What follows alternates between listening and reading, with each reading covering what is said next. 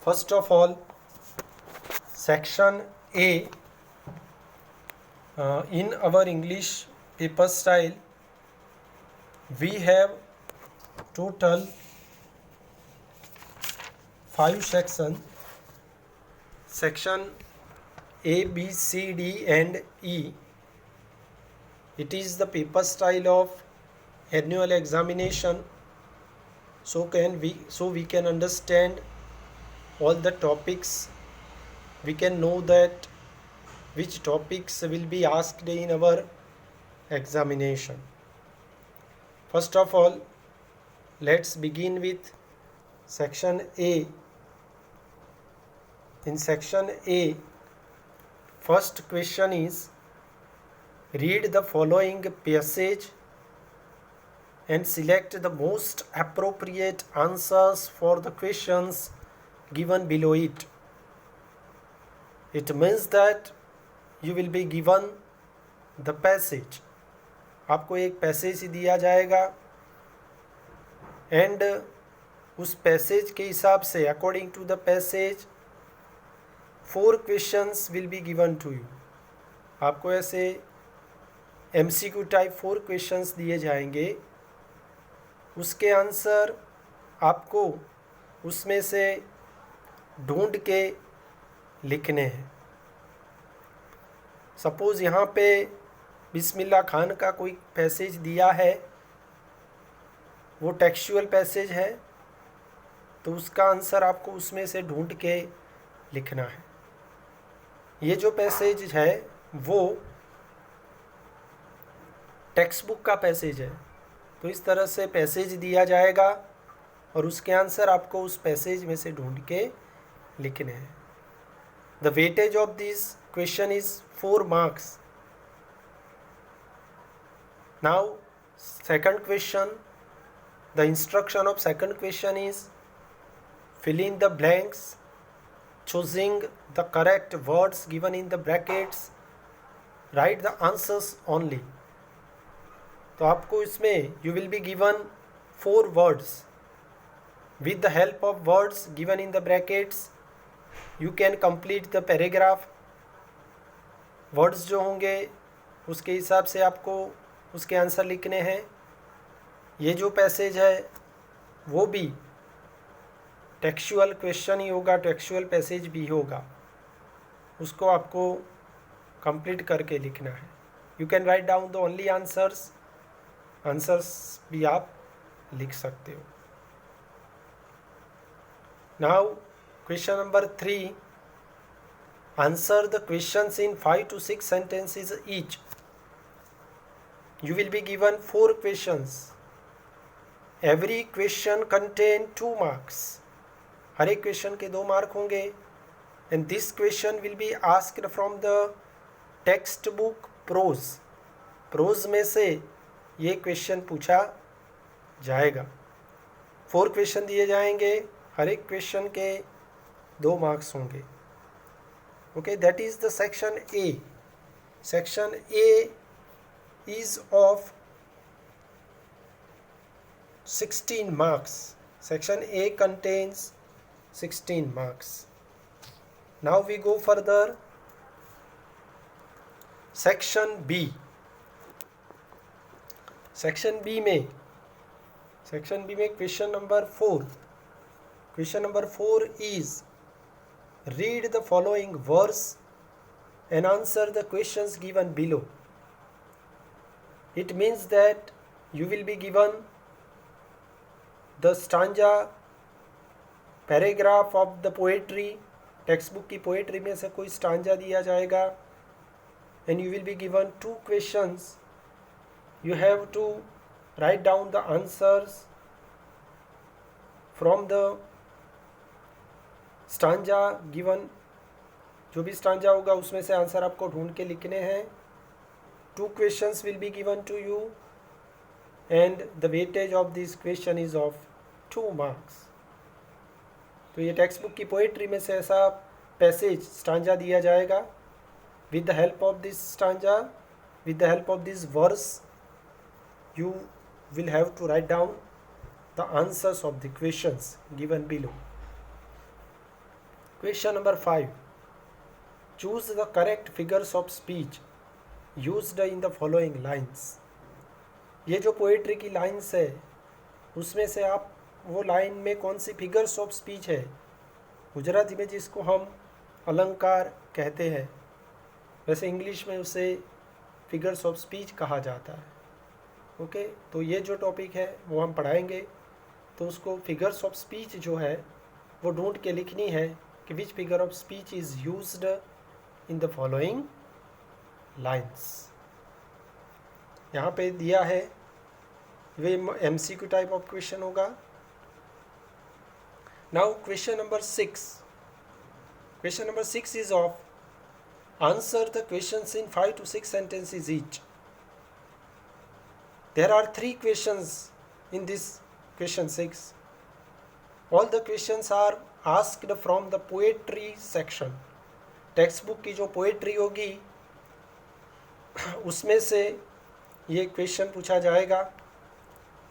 3 questions will be asked to you and you can answer the questions in 5 to 6 sentences each. Every question contains 2 marks. हर एक question के 2 mark होंगे. आपको उसको 5 to 6 sentences में describe करना है. Now question number 7. In the question number 7, answer the questions in 5 to 6 sentences each. Question number 7 में भी आपको 5 to 6 sentences में आंसर आपको लिखने हैं. ये जो सेक्शन है, ये जो क्वेश्चन है, there are 3 questions.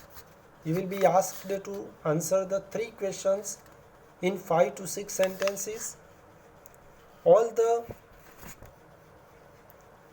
questions are asked from the supplementary book and the name of the supplementary book is Moments. Moments में से ये 3 क्वेश्चन पूछे जाएंगे. सप्लीमेंट्री बुक में से ये क्वेश्चन पूछे जाएंगे. वो 3 क्वेश्चन के आंसर आपको 5 to 6 लाइन्स में आंसर देने हैं, लिखने हैं. So the section B is also of 16 marks. यह सेक्शन B है, वो टेक्स्ट बुक एंड मोमेंट्स का है, सप्लीमेंट्री बुक्स का है, और वो 16 मार्क्स का पूछा जाएगा. Now we come to the section C. Section C is of grammar. Grammar section. ये जो सेक्शन C है वो ग्रामर का होगा. Question number 8. The grammar begins with question number 8. The instruction of this question is rectify the errors in the passage. आपको उसमें error find out करना है, एरर को करेक्ट करना है. For example, you will be given 5 sentences of the passage. Passage के 5 sentences दिए जाएंगे. In each and every sentence there might be an error.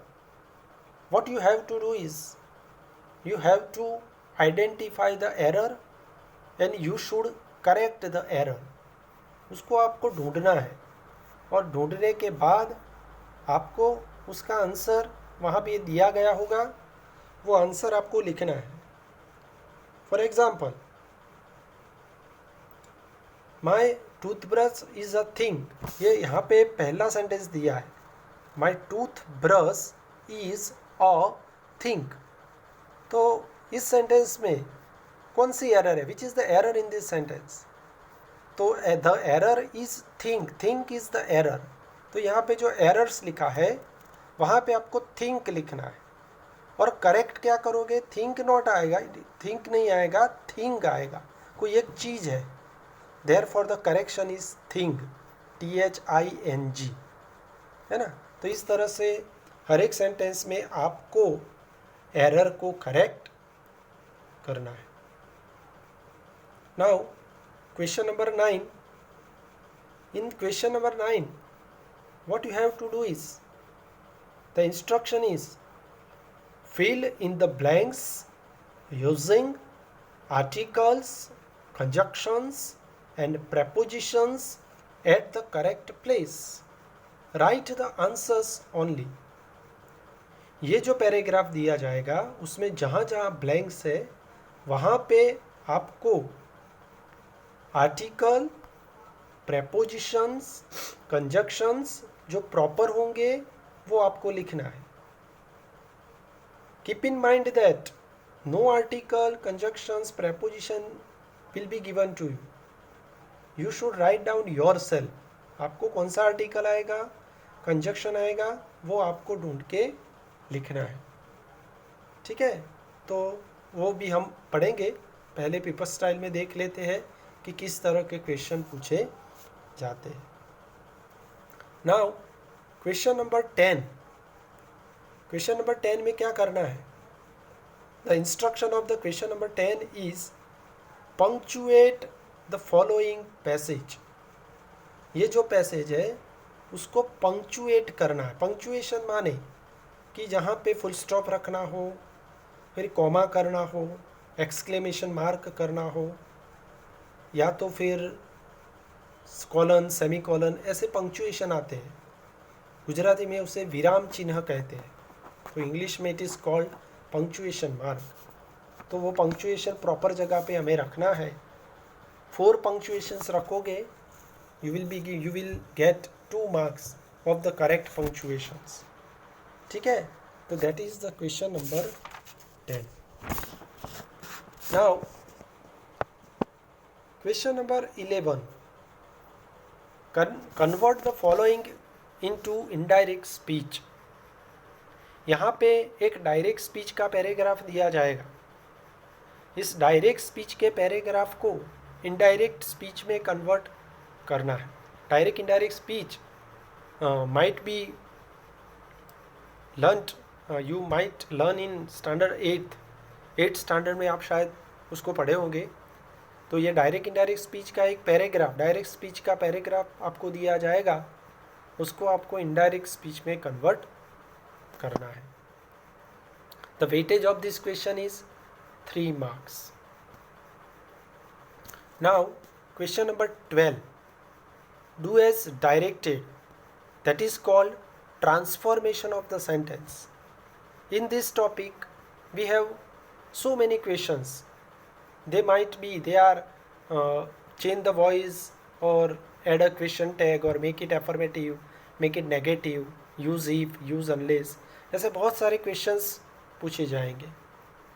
तो you will be given 5 questions and with the help of instructions given in the bracket you should convert the sentence, but you must not change the meaning of this sentence. उसके meaning को आपको नहीं बदलना है.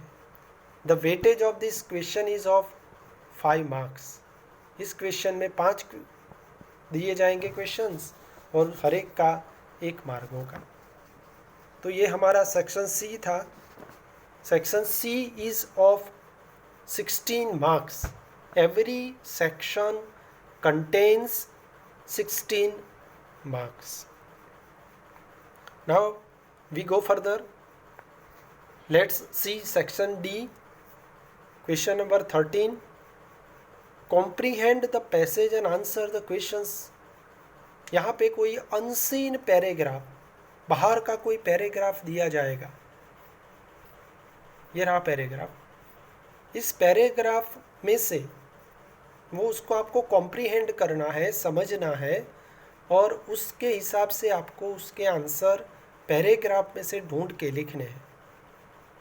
Okay, you have to answer the questions with the help of the passage given here. It is an unseen paragraph. ये जो paragraph है वो टेक्सचुअल नहीं होगा, वो कोई बाहर का पैराग्राफ दिया जाएगा. There are 4 questions in here. यहाँ पे 4 questions होंगे और उसके हर एक के 1-1 मार्क्स होगा. Now question number 14. Read the following poems carefully and answer the questions. आपको पोएट्री दी जाएगी, पोएट्री जो होगी वो अनसीन पोएट्री होगी. It is also an unseen poem. What you have to do is you should read the poem carefully. First of all आपको उसको carefully पढ़ना है. पढ़ने के बाद उसके नीचे ऐसे 4 क्वेश्चंस दिए जाएंगे. उसके आंसर आपको पोएट्री में से ढूंढ के लिखने हैं. For example here the poetry is given. When I was once 120, I heard a wise man say, give crowns and pounds and guineas, but not your heart away, etc. This kind of poetry, unseen poetry, will be given to you, and you should answer the questions with the help of the poetry given here. Poetry को पढ़ना है, समझना है. Then after you should write down the answer. This question also contain 4 marks. Our next question is question number 15. Suppose question that type of question is given. You traveled to Manali in your vacation. Write a diary entry of it. It means that diary writing will be asked to you. Diary कैसे लिखते हैं, diary writing में कौन कौन से points होते हैं वो भी हम डिस्कस करेंगे. लेकिन डायरी आपको पूछी जाएगी और उसको लिखना होगा. It is writing section and this diary writing contains 4 marks. Next one, question number 16. Suppose question is given to you. Your school is organising a fun fair programme and you have decided to set up a food stall. Draft an advertisement so that you have more food stalls falls at your stall. तो आपको advertisement कैसे लिखनी है वो भी आपको पढ़ना होगा. एडवर्टाइजमेंट को ड्राफ्ट करना है और एडवर्टाइजमेंट कैसे ड्राफ्ट की जाती है वो भी हम पढ़ेंगे. It means that question number 16 is of an advertisement drafting. वो क्वेश्चन पूछा जाएगा. उसके ऑप्शन में write a dialogue between you and your brother regarding the importance of growing trees. आपको डायलॉग राइटिंग पूछा जाएगा. वो जो डायलॉग राइटिंग है वो तुम्हारे और तुम्हारे ब्रदर के बीच में कोई ट्री ग्रोथ के इम्पोर्टेंस के बारे में आपको डायलॉग को डिस्क्राइब करना है. तो then after we will also learn the topic dialogue writing, but it will be asked in optional question 16, question number 16 उसमें पूछा जाएगा. So students, section D is also of 16 marks. It also contains 16 marks. Now our last but important section is section E. Section E is of writing section. Essay writing, letter writing, report writing ऐसा पूछा जाता है. Question number 17. Recently your school organized a science exhibition. Write a report on it. It means that in question number 17 you will be asked to write a report of the topic given in the question. कोई report लिखने को कहा जाएगा. Report कैसे लिखते हैं, report में कौन सी चीज़ें ध्यान रखनी है वो भी हम पढ़ेंगे. But you should write down the report writing in question number 17. Now let's see question number 18.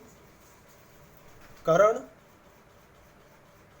or Karuna from A1 Fatehnagar Paldi Ahmedabad writes a letter or email to the municipal commissioner complaining about the menace of vendors outside the school. तो letter writing और email writing दो में से एक, या तो letter लिख सकते हो या तो electronic mail means email writing लिख सकते हो. तो दो में से एक आपको लिखना है. It means that letter option email, letter के ऑप्शन में ईमेल पूछा जाएगा. दो में से आप कुछ भी लिख सकते हैं. That will be asked in question number 18. Now our last question is question number 19. Write an essay on any one of the following in about 200 words. The weightage of this question is 7 marks. Students, you will be given 2 essays. 2 essay दिए जाएंगे. With the help of the points, you can write down any essay in about 200 words. Suppose here there are 2 essay given. One is the mobile phone, another is the newspapers. So you should describe an essay in about 200 words. So students, this is the paper style of English. With the help of paper style, you can understand which topic will be asked in our examination and which topic that we have to discuss, or and which topics that we have to understand. So in our next lecture, which we will begin with English grammar. Section C से हम शुरुआत करेंगे और हमारा पहला topic होगा do as directed. So from the next lecture we will discuss do as directed English grammar. So let's meet in the next lecture. Bye. Thank you.